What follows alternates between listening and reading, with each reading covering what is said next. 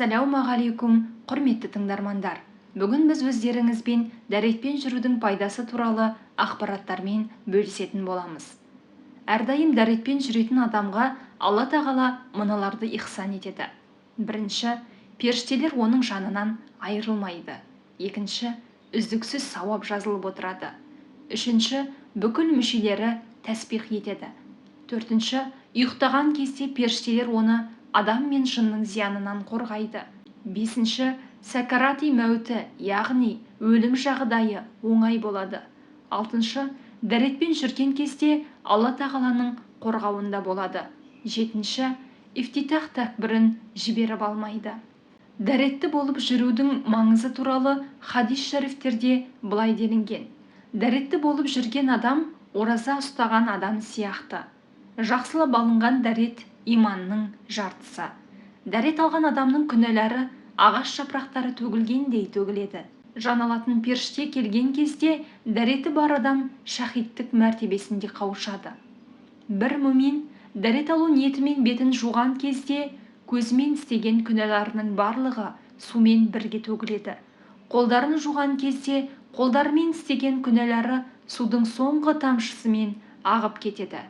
Аяқтарын жуған кезде аяқтарымен істеген күнәлары сумен бірге төгіледі.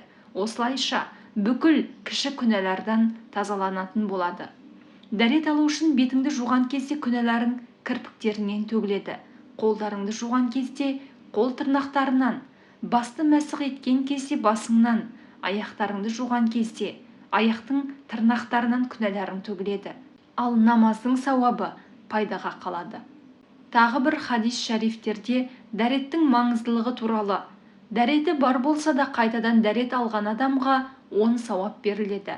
Дәрет үстіне дәрет, нұр үстіне нұр. Машақат болмағанда әр намаз үшін дәрет алуды әмір ететін едім. Дәретін жаңартқан адамның иманы жаңарған болады. Аллах тағала былай деген: дәрет бұзылған кезде дәрет алмаған адам маған жапа шектіреді.